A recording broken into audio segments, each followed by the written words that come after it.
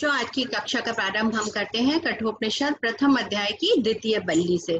इससे पूर्व कठोपनिषद के प्रथम अध्याय की प्रथम बल्ली का हम लोग अध्ययन कर चुके हैं और आज कठोपनिषद प्रथम अध्याय की द्वितीय बल्ली के प्रथम मंत्र से प्रारंभ करते हैं। कठोपनिषद के बारे में हम लोग सामान्यतः कुछ तथ्य पहले भी जान चुके हैं। एक बार दोबारा देख लेते हैं कि कठोपनिषद कृष्ण यजुर्वेद शाखा का महत्वपूर्ण उपनिषद है। यानी कि यजुर्वेद 4 प्रकार के वेद है हमारे यहाँ, ऋग्वेद, यजुर्वेद, सामवेद और अथर्ववेद, जिसमें कि यजुर्वेद 2 शाखाओं में निबद्ध है। एक है कृष्ण यजुर्वेद, दूसरा शुक्ल यजुर्वेद।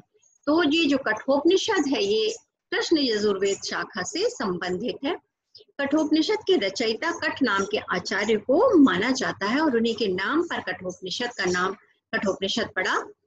कठोपनिषद 2 अध्यायों में विभक्त है। हम लोग पहले भी जान चुके हैं कि प्रत्येक अध्याय में 3-3 बल्लियां, यानी कि 2 अध्याय और सब में दोनों अध्याय में प्रथम के एक अध्याय में 3 बल्ली और दूसरे अध्याय में भी 3 बल्लियां, यानी कुल मिला के 6 बल्लियों का ये कठोपनिषद।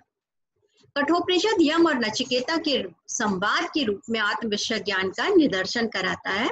यानी कि यम और नचिकेता के मध्य संवाद चल रहा है और संवाद के माध्यम से ही आत्मा संबंधी ज्ञान का निर्दर्शन कराने वाला ये उपनिषद है। और कठोपनिषद के अंतर्गत प्रथम अध्याय की प्रथम बल्ली में 29 मंत्र थे, जिनका कि हम अध्ययन कर चुके हैं, और द्वितीय बल्ली में 25 मंत्र हैं और तृतीय बल्ली में 17 मंत्र है, जो कि अभी हमारे कोर्स में प्रथम अध्याय की प्रथम, द्वितीय और तृतीय बल्लियां हैं, जिसमें कि क्रमशः 29, 25 और 17 मंत्र। इस प्रकार कठोपनिषद के प्रथम अध्याय में कुल 71 मंत्र हैं, जिनका कि हम अध्ययन करें। प्रारंभ करते हैं कठोपनिषद प्रथम अध्याय की द्वितीय बल्ली के प्रथम मंत्र से, जिसमें इससे पूर्व नचिकेता यमराज से तृतीय वरदान के रूप में आत्म संबंधी ज्ञान मांग चुका है और उसी को बताने की श्रृंखला में यमराज नचिकेता से कहते हैं कि अन्यत श्रेयो यस्य दुतैवं प्रेह स्ते उभय नानार्थे पुरुषः स्थितिथा तयो श्रेय आदनस्य साधु भवति हीयते अर्थात उह प्रेयो वर्णयते। अर्थात है नचिकेता, श्रेय और है और प्रेय और है, यानी कि श्रेय और प्रेय 2 मार्ग हैं, जिन्हें श्रेय मार्ग को विद्या और प्रेय मार्ग को अविद्या कहा जाता है। ये दोनों और ही हैं, यानी अलग अलग हैं, एक नहीं है। वे दोनों भिन्न प्रयोजन वाले होते हुए पुरुष को बांधते हैं। दोनों ही पुरुष को बांधने वाले होते हैं। पुरुष का मतलब प्राणी से है, हाँ, मनुष्य है, जो स्त्री पुरुष सभी के लिए आया है कि यहाँ पर दोनों जो श्रेय और प्रेय 2 प्रकार के मार्ग बताए गए हैं, दोनों ही भिन्न प्रयोजन वाले हैं, इनके अलग अलग प्रयोजन है और ये पुरुष को बांधते हैं। उन दोनों में से श्रेय का ग्रहण करने वाला का शुभ होता है और जो प्रेय का वर्ण करता है वह पुरुषार्थ से पतित हो जाता है। अन्यत श्रेयो अन्य द्वितीय प्रेया, प्रेय और श्रेय 2 मार्ग हैं। अन्य श्रेयो जिसका अन्य अन्य यानी भिन्न भिन्न प्रकार के जिसके प्रयोजन है, स्ते उभय नानार्थे पुरुषम स्नीता, और ये दोनों भिन्न प्रयोजन वाले होते हुए पुरुष को, प्राणियों को, मनुष्य को बांधते हैं। तयो श्रेय आदस्य साधु, इनमें से जो श्रेय मार्ग का चयन करता है उसका कल्याण होता है। भवति हेते अर्थात उह प्रेरो बढ़ियते, और जो प्रेय मार्ग का चयन करता है वह नष्ट हो जाता है, उसकी पतन की अवस्था होती है। अब इस मंत्र से ये प्रश्न उठता है कि श्रेय मार्ग क्या है और प्रेय मार्ग क्या है। श्रेय शब्द का अर्थ है कल्याण, श्रेयस मार्ग, श्रेयस और प्रेयस भी कहते हैं इसे। श्रेय का अर्थ है कल्याण और प्रेय का अर्थ है जो हमें प्रिय लगता है। तो जिससे हमारा कल्याण होता है, जिस मार्ग पर चलकर, उसे विद्या भी कहा जाता है। यानी कि विद्या के जिस को प्राप्त करके कल्याण होता है वो श्रेय मार्ग कहलाता है, और जो अविद्या कहलाती है, जो हमें प्रिय तो लगती है लेकिन हमारा कल्याण नहीं करती, वो प्रिय मार्ग कहलाता है। श्रेय कल्याणकारी मार्ग है, जो हमारा आध्यात्मिक मार्ग है, जो आत्म संबंधी मार्ग है, जो हमें इस सृष्टि के परमात्मा, सृजनकर्ता परमात्मा से जोड़ता है। उस मार्ग पर चलने वाला व्यक्ति श्रेय मार्ग का गामी होता है और वो हमें कल्याण के मार्ग पर ले जाता है। जो प्रिय मार्ग कहलाता है, प्रिय का अर्थ है प्रिय लगना, जो हमें प्रिय लगता है, जो हमारी इंद्रियों को प्रिय लगता है, जो इस संसार की माया नामक मोहनी शक्ति से बंधा हुआ है, जो हमें इस संसारिकता में बांधता है, जो अविद्या का पोषक होता है, उसे प्रिय मार्ग कहते हैं। इस सांसारिक मार्ग को, सांसारिक भौतिक अभ्युदयों को प्राप्त कराने वाला मार्ग श्रेय मार्ग, प्रिय मार्ग कहलाता है। और जो हमें कल्याणकारी मार्ग पर ले जाता है, जो आध्यात्मिक और अलौकिक मार्ग है, उसे प्रिय श्रेय मार्ग कहा जाता है। तो श्रेय और प्रिय दोनों में अंतर है। श्रेय का अर्थ है कल्याण और प्रिय का अर्थ है प्रिय। हमें प्रिय क्या लगता है? हमारी इंद्रियों को जो देखने में प्रिय लगता है, हमारी दृश्य इंद्रिय को जो देखने में प्रिय लगता है, सौंदर्य की चीजें, सुनने में, श्रवण में मधुर शब्द, स्पर्श करने में सुकोमल स्पर्श अच्छा लग रहा होता है, सूंघने में सुगंध अच्छी लग रही होती है, और जिह्वा को स्वाद अच्छा लग रहा होता है। लेकिन ये सब माया मोह में हमें बांधने वाले होते हैं। ये हमें प्रिय तो लगते हैं, हमारी इंद्रियों को आकर्षित करते हैं, लेकिन यह हमें कल्याण के मार्ग पर नहीं ले जाते। जिस प्रकार हमने देखा कि प्रथम बल्ली में नचिकेता को उन्होंने, यमराज ने उसकी परीक्षा लेने के लिए बार बार उसको प्रेम मार्ग पर अग्रसरित करने की कोशिश की। उसने कहा कि अब तुम आत्मा संबंधी जो ये कल्याणकारी जो श्रेय मार्ग है, जिसके बारे में तुम जानना चाहते हो, उसको छोड़ दो और तुम प्रेय मार्ग में से धन संपत्ति, विद्या, पृथ्वी, भूभाग, राज, ऐश्वर्य, स्वर्ग की अप्सराएं, स्वर्ग के राग, गीत, वाद्य यंत्र, ये सब प्राप्त कर लो। ये सब प्रेय मार्ग का के गामी है। लेकिन नचिकेता जो कि समझदार है, और जैसा कि इस श्लोक में भी कहा, कि मंत्र में भी कहा गया कि श्रेय मार्ग को ग्रहण करने वाले का शुभ होता है, और जो प्रेय मार्ग को ग्रहण करता है वह पतित हो जाता है, यानी कि वो इस माया मोह के चक्र में फंसा रहता है, उसका कल्याण नहीं होता। तो अन्यद श्रेय उदित है प्रिया, इस श्रेय और प्रेय मार्ग का अन्य अन्य फल या प्रयोजन होता है, दोनों ही पुरुष को बांधते हैं। ततो श्रेय आददस्य पुरुषा, साधु जो व्यक्ति श्रेय मार्ग का चयन करता है उसका कल्याण होता है। भवति हेते अर्थात वो प्रेरणो वर्णीते, और जो प्रेय मार्ग को वर्ण करता है वह नष्ट हो जाता है। अतः जो समझदार प्राणी होते हैं वह प्रेय मार्ग को ना चुन करके श्रेय मार्ग को चुनते हैं। और दूसरा मंत्र देखते हैं, श्रेयस्य प्रेयस्य मनुष्य में तहु संप्रीति है विविक्त नित्य धीरा, श्रेयो ही धीरो अभिप्रेयसो वर्णीते, प्रेयो मंदो योगक्षेम वर्णीते। श्रेय और प्रेय परस्पर मिले हुए से होकर मनुष्य के पास आते हैं। इन दोनों को बुद्धिमान पुरुष भली भांति विचार कर अलग अलग करता है। विवेकी पुरुष श्रेय के सामने प्रेय के सामने श्रेय को वर्ण करता है, किंतु जो मूढ़ व्यक्ति होता है वो योगक्षेम के निमित्त से प्रेय को वर्ण करता है। क्या कह रहे हैं यमराज कि नचिकेता, श्रेय और प्रेय दोनों मार्ग मिले हुए हैं और दोनों ही मनुष्य के पास समीप होते हैं। चुनने के लिए उसके सामने दोनों ही मार्ग होते हैं। चाहे तो वो श्रेय मार्ग का चयन कर सकता है, चाहे तो वो प्रेय मार्ग का चयन कर सकता है, लेकिन वो जिस भी मार्ग का चयन करता है उसके अनुरूप उसको परिणाम प्राप्त होता है, फल प्राप्त होता है। दोनों बुद्धिमान तथो संप्रति विमृति धीरा, जो धैर्यवान बुद्धिमान पुरुष होते हैं वो उन दोनों में श्रेय और प्रेय मार्ग में विचार करके उनका भेद करते हैं कि कौन सा श्रेय मार्ग है और कौन सा प्रेय मार्ग। श्रेयो ही धीरो बीते प्रेयसो बणीयते, तो जो विवेकी पुरुष है, जो ज्ञानवान, जो बुद्धिमान मनुष्य है, वो प्रेय मार्ग का चयन ना करके श्रेय मार्ग को चुनते हैं। यानी कि वो सांसारिक भोग विलास उन्हें कितना भी बांध रहे हो, लेकिन वो उसकी निस्सारता को समझ करके कि यह व्यर्थ है, इससे हमारा कल्याण नहीं होगा।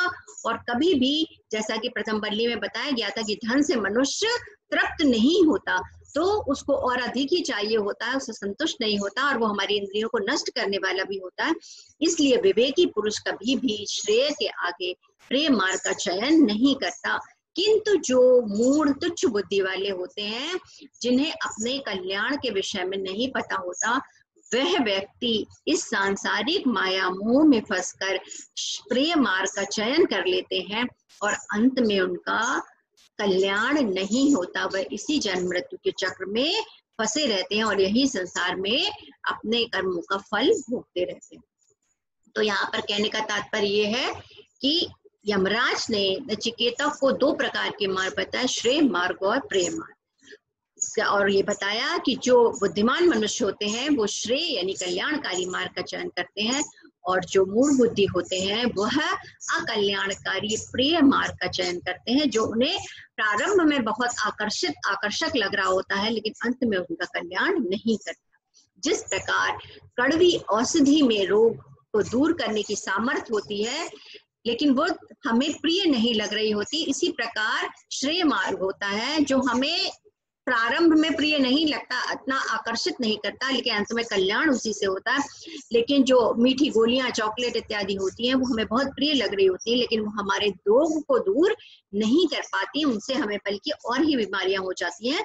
तो उसी प्रकार प्रिय मार्ग होता है जो हमें प्रिय तो बहुत लगता है, लेकिन वो हमारे लिए कल्याणकारी नहीं होता।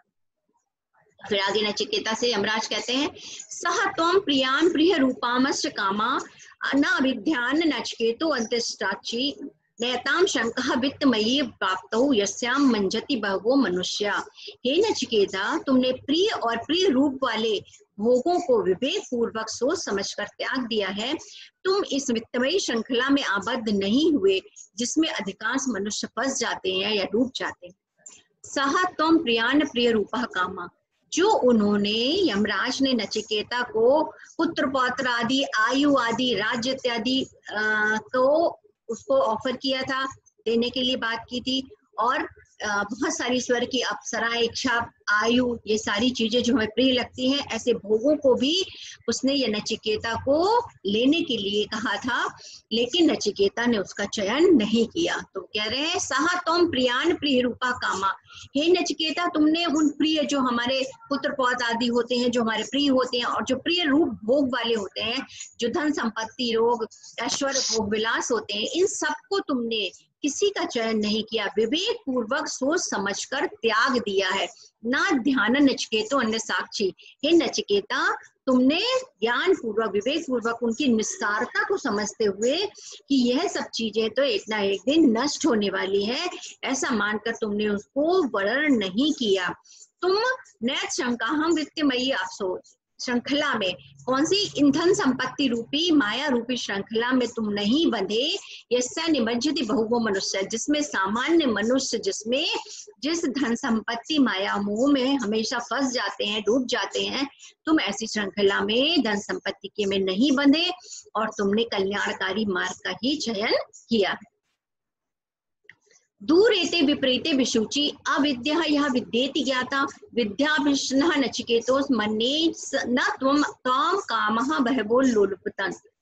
जो विद्या और अविद्या रूप से जानी गई है, वे दोनों अत्यंत विरुद्ध स्वभाव वाली और विपरीत फल देने वाली है। मैं तुझ नचिकेता को विद्याभिलाषी मानता हूँ, क्योंकि तुमने बहुत से भोगों ने तुम्हें नहीं लुभाया। नचिकेता की प्रशंसा करते हुए यमराज एक बार फिर कहते हैं कि दूर रहते विपरीते विशुचि, ये जो श्रेय और प्रिय दो मार्ग बताए गए हैं, जिसको श्रेय को विद्या और प्रिय को अविद्या का मार्ग भी कहा जाता है, तो विद्या और अविद्या इन दोनों मार्गों में से जो दोनों ही अत्यंत विरुद्ध और विपरीत स्वभाव वाली हैं, यानी कि एक से कल्याण होता है, दूसरे से अकल्याण होता है, विद्या का फल कुछ और होता है, अविद्या का फल कुछ और होता है। इस प्रकार की वार्ता हमने ईशावास्योपनिषद में भी देखने को मिलते हैं कि विद्या का अन्यत्र फल है और अविद्या का अन्यत्र फल है, यानी कि विद्या से कल्याण का फल प्राप्त होता है और अविद्या से पतन का मार्ग। तो कह रहे हैं कि यहाँ पर जो विद्या और अविद्या दो रूप में, दूर एते विपरीते विशुचि विद्या अविद्या विद्येति ज्ञाता, अविद्या और विद्या जो दो हैं, जिसे अभी हमने श्रेय और प्रिय मार्ग के रूप में देखा, वो दोनों विपरीते विशुचि, अत्यंत विपरीत फल देने वाली है, विरुद्ध स्वभाव वाली है। विद्या विस्ना नचिकेता मन्ये, हे नचिकेता, मैं तुम्हें विद्या का अभिलाषी मानता हूँ। यमराज कहते हैं कि मैं जानता हूँ, ये समझ गया हूँ कि तुम विद्या को प्राप्त करने के अभिलाषी हो, तुम श्रेय मार्ग पर चलने के अभिलाषी हो, इच्छुक हो। न त्वाम कामः बहवो लोलुपता, तुम्हें, क्योंकि तुम्हें बहुत सारे भोगों ने तुम्हें नहीं लुभाया, मैंने तुम्हें इतना लालच दिया, इतनी सारी चीजों से तुम्हें ललचाने की, लुभाने की कोशिश की, लेकिन तुम किसी भी लालच में नहीं फंसे हो, इसलिए तुम सच में विद्या के अभिलाषी हो और तुम ही वो सुपात्र हो जिसे ये आत्म संबंधी ज्ञान या श्रेय मार्ग का या विद्या के विषय में हमें बताना चाहिए। यहाँ पर ये बताया गया है कि किसी भी ज्ञान को प्राप्त करने के लिए सुपात्र का होना बहुत जरूरी है, क्योंकि जब एक अच्छा पात्र, एक सुपात्र जो जिसमें सच में चीजों को सीखने की जिज्ञासा होती है, जो किसी भी तरह से अपने दृष्टिकोण से दिग्भ्रमित नहीं होता, उसको जो चाहिए होता है, जो ज्ञान का अभिलाषी होता है, वही सच्चा ज्ञान प्राप्त कर सकता है। अगर जिसकी इंद्रियां इधर उधर वो विलास में आकर्षित हो जाती है, वो आत्मज्ञान का अभिलाषी नहीं माना जाता।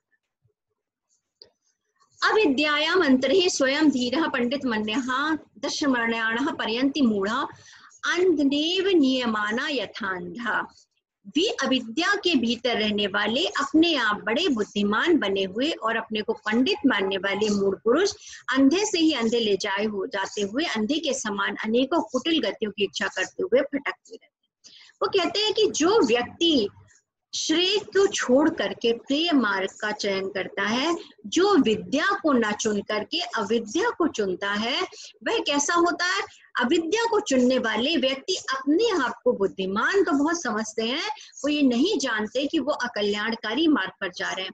तो वो अपने आप को बुद्धिमान समझते हैं, वे स्वयं ही पंडित अपने को ज्ञानी समझते हैं, लेकिन वह एक्चुअली में मूढ़ पुरुष होते हैं, अज्ञानी होते हैं, क्योंकि वो इस प्रकार गति कर रहे होते हैं जैसे कि कोई अंधा किसी अंधे को जब मार्ग दिखा रहा होता है, तो जब वो स्वयं ही मार्ग नहीं जानता, वो स्वयं ही इस मार्ग को नहीं देख सकता, तो वो दूसरे को रास्ता कैसे पार कराएगा?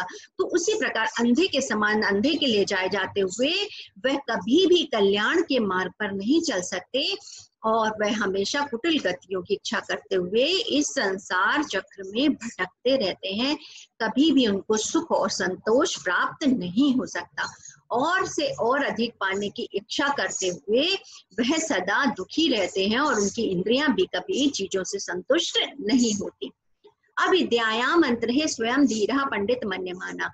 जो व्यक्ति अविद्या का चयन करते हैं, वह अपने आप को बुद्धिमान और पंडित यानी ज्ञानी मानते हैं। दम्भ्यमाणः पर्यन्ति मूढ़ा, और वह अपने आप को ज्ञानी मानने वाले वास्तव में अज्ञानी पुरुष है। अंधनैव नियमाना यथांधा। जिस प्रकार एक अंधे के द्वारा दूसरे अंधे को रास्ता पार कराया जा रहा होता है, उसी प्रकार वह रास्ते में भटकते रहते हैं और कभी भी लक्ष्य को प्राप्त नहीं कर पाते।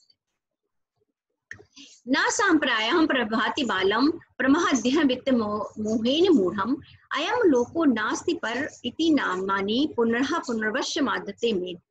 धन के मोह से अंधे हुए और प्रमाद करने वाले उस मूर्ख को परलोक का साधन नहीं सूझता। यह लोक है, परलोक नहीं है, ऐसा मानने वाला पुरुष बारंबार मेरे वश को प्राप्त होता है। क्या कह रहे हैं? अभी अज्ञानी मनुष्य के विषय में बता रहे हैं, या जो प्रिय मार्ग का चयन करते हैं, जो अविद्या का चयन करते हैं, उन्हीं की बात करते हुए यमराज कहते हैं कि धन के मोह से अंधे हुए और प्रमाद करने वाले वह मूर्ख पुरुष जो अविद्या का चयन करते हैं, उन्हें परलोक के विषय में, अलौकिक या आध्यात्मिक ज्ञान के विषय में, या वास्तविक जो सुख है जिसे शांति कहते हैं, मोक्ष या मुक्ति कहते हैं, उसका साधन ही नहीं सूझता। उनको वो पता ही नहीं होता कि एक्चुअली अविद्या नहीं, विद्या जीवन का लक्ष्य है, और मनुष्य जन्म प्राप्त करके हमें विद्या के मार्ग का चयन करके मुक्ति को प्राप्त करना है। लेकिन वो सब ये लोग जानते ही नहीं और इस सांसारिक मायामोह में फंसे रहते हैं। यह लोक है, परलोक नहीं, सिर्फ यही पृथ्वी लोक है और मुक्ति जैसी कोई चीज नहीं है, ऐसा मानने वाले पुरुष बार बार मेरे वश को प्राप्त होते हैं। मेरे वश यानी कि यमराज यानी मृत्यु के वश में प्राप्त होते हैं।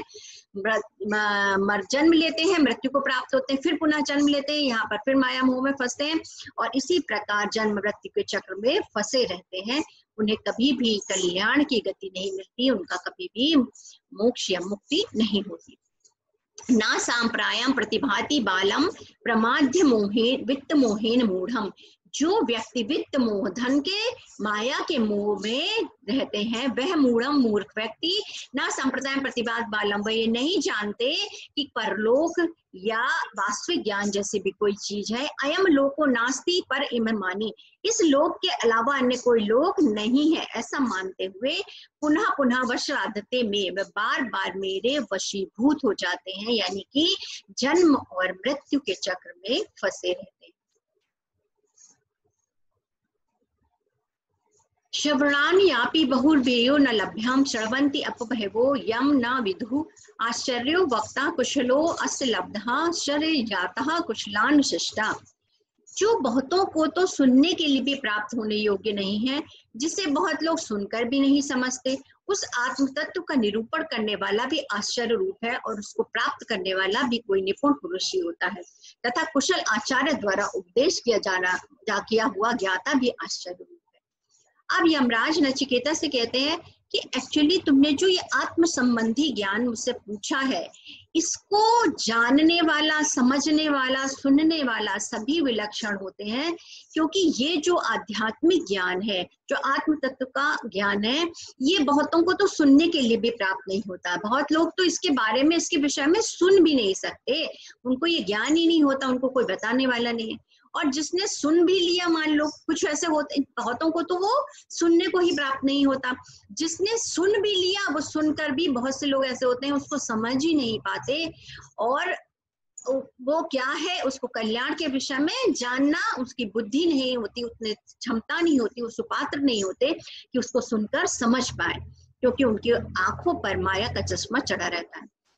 फिर वो कह रहे हैं कि इसका निरूपण करने वाला, यानी कि उन बहुत आत्म तत्व का निरूपण करने वाला, उसके विषय में बताने वाला भी बहुत सारे लोग नहीं होते। जो होते हैं वो आश्चर्य रूप है, यानी विशिष्ट है। और उनको प्राप्त करने वाला, एक तो ना तो बताने वाला कोई गुरु नहीं होता, और अगर कोई होता भी है तो उसको प्राप्त करने वाला भी उचित शिष्य नहीं होता, यानी कि जो होता है, जो उस ज्ञान को प्राप्त कर सकता है, वो कोई निपुण ही होता है। तथा कुशल आचार्य द्वारा उपदेश किया जाता हुआ ज्ञाता भी आश्चर्य रूप है, यानी कि उसकी प्रशंसा की जानी चाहिए कि जो कुशल गुरु के द्वारा जिसको आत्म तत्व का ज्ञान दिया जा रहा है, वह उस उपदेश को ग्रहण कर पाए, ये भी आश्चर्य रूप है। तो यहाँ पर ये बताने का प्रयास करें यमराज, श्रवणान आप ही बहुर्वेदो न लभ्यम श्रवणवंतोपि भवंत न विदु। कह रहे हैं कि इस ज्ञान को, आत्मज्ञान को, ये वाला जो विषय है, ये बहुतों के लिए तो सुनने का विषय भी नहीं होता। बहुत लोग इसको सुन भी लेते हैं, वो जान नहीं पाते। बहुतों के लिए तो उपदेश करने वाला गुरु ही नहीं मिलता, और जो जिसको गुरु मिल जाए और जो उसको अच्छी तरह से जान भी जाए, समझ जाए, यह बहुत आश्चर्य होता है। वो ऐसे विशिष्ट विरले लोग होते हैं, ऐसे कुछ ही सुपात्र शिष्य होते हैं जो कि इस आत्मज्ञान को सुनकर समझ ले, उनको कोई उचित गुरु मिल जाए जो उनको उस बात का उपदेश दे सके और वो उसको यथार्थ रूप में भली भांति जान सके। ऐसे विलक्षण लोग होते हैं। तो नचिकेता, तुम उन विलक्षण शिष्यों में से एक हो, जो तुमने इस विषय का चयन किया, तुम्हें बताने वाला गुरु भी मुझ जैसा मिल गया, और तुम इसको समझने के लिए पूर्ण रूप से सुपात्र भी हो। श्रवणायापि बहु बेहो न लभ्यम श्रवंत अपभवो न विदु। बहुत सारे लोगों को तो सुनने के लिए भी यह ज्ञान प्राप्त नहीं होता। श्रवंतो अपि बेहो यम न विदु, और बहुत सारे लोग जब इसको सुन भी लेते हैं तो इसके विषय में समझ नहीं पाते। आश्चर्य वक्ता कुशलो लब्धा, इसके विषय में कुशल यानी कि उसको उचित उपदेश करने वाला जो वक्ता है, जो गुरु है, वो भी प्राप्त होना आश्चर्य का विषय है। आश्चर्यो ज्ञाता कुशलन शिष्टा, और इस बात को उस गुरु, उचित गुरु के द्वारा, कुशल गुरु के द्वारा जिसको ये उपदेश किया जाता है, उसको यथार्थ रूप में समझने वाला वह शिष्य भी आश्चर्य रूप या बिरला या विशिष्ट होता है। ऐसा यमराज नचिकेता से कहते हैं। कहने का तात्पर्य यह है कि तुमने इस मार्ग का चयन किया है नचिकेता, तो तुम सुपात्र हो, तुम विशिष्ट हो। नह नरे वारणे प्रोक्तः ऐशं सुविज्ञेयो बहुधा चिन्त्यमानः अन्य प्रोक्ते गति अत्र नास्ति अणीयः सत्यकृत अनुप्रमाणात्। कई प्रकार से कल्पना किया हुआ यह आत्मा नीच पुरुष द्वारा कहे जाने पर अच्छी तरह जाना नहीं जा सकता। अभेददर्शी आचार्य द्वारा उपदेश किए गए इस आत्मा नास्ति नास्ति रूपम, यानी कि ये नहीं, कोई गति नहीं है, इस आत्मा में कोई गति नहीं है, क्योंकि यह सूक्ष्म परिणाम वालों से भी सूक्ष्म और दुर्विज्ञेय है। यहाँ पर भी हमें आज वही बात कहते हैं, ना नरेण वरेण प्रोक्ता ऐसा, कई प्रकार से कल्पना किया हुआ यह आत्मा यानी कि इस आत्म संबंधी ज्ञान, आत्म विषय ज्ञान को जो तुच्छ व्यक्ति होते हैं, नीच पुरुष होते हैं, वह गुरु के द्वारा उपदेश किए जाने पर भी उसके विषय में जान नहीं पाते। अभेददर्शी आचार्य द्वारा उपदेश किए गए इस आत्मा में कोई गति नहीं है, क्योंकि यह सूक्ष्म परिणाम वालों से भी सूक्ष्म और दुर्विज्ञ है। अगर कोई उचित आचार्य ऐसे लोगों को प्राप्त भी हो जाता है तो उनके द्वारा उपदेश किए जाने पर भी वह इस आत्मा के ज्ञान को नहीं देख पाते। क्यों नहीं देख पाते? क्योंकि यह आत्म संबंधी ज्ञान अत्यधिक सूक्ष्म और दुर्विज्ञ है, बहुत कठिनता से जाना जाने योग्य है। इसे कोई उचित व्यक्ति, उचित पात्र, सत्पात्र ही समझ सकता है। इसे कोई भी सामान्य मनुष्य बताए जाने पर भी इस ज्ञान को नहीं समझ सकता। इसके लिए श्रेष्ठता का होना, विवेक शक्ति का होना आवश्यक।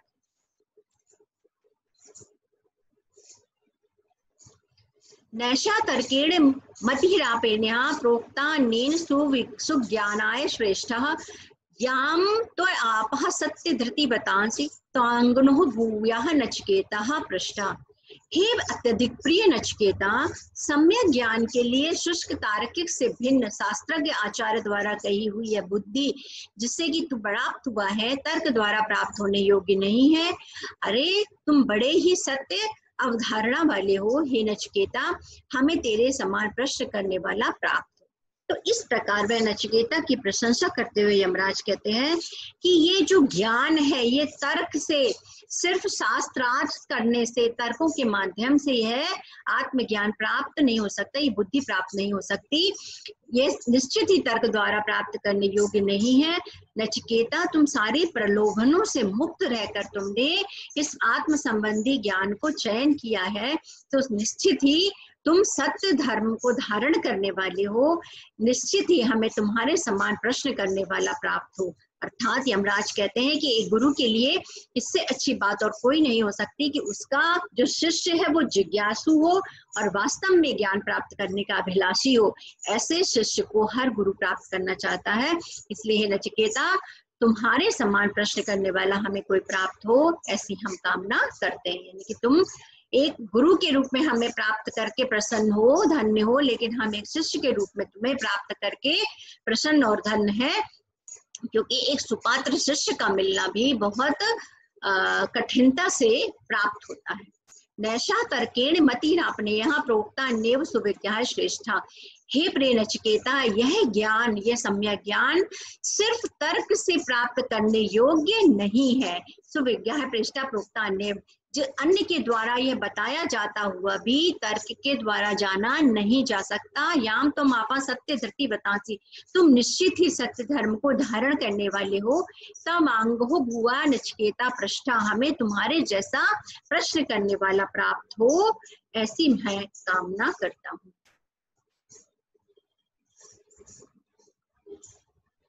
और इस द्वितीय बल्ली का 10वां मंत्र है, जाना में हम शिव विदित्य नित्यम न हृदयोदय प्राप्ते ही ध्रुवम ततो मया नचिकेतश्च अग्नि अनित्य ही द्रव ही प्राप्तवानस्य नित्यम।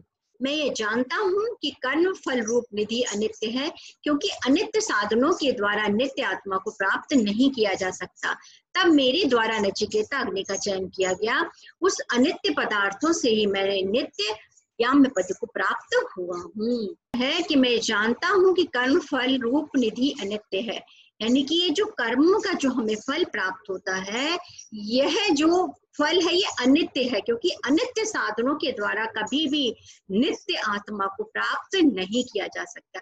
जो नष्ट हो जाने वाले साधन है, उनके द्वारा नष्ट ना होने वाले आत्मज्ञान, अलौकिक ज्ञान को प्राप्त नहीं किया जा सकता।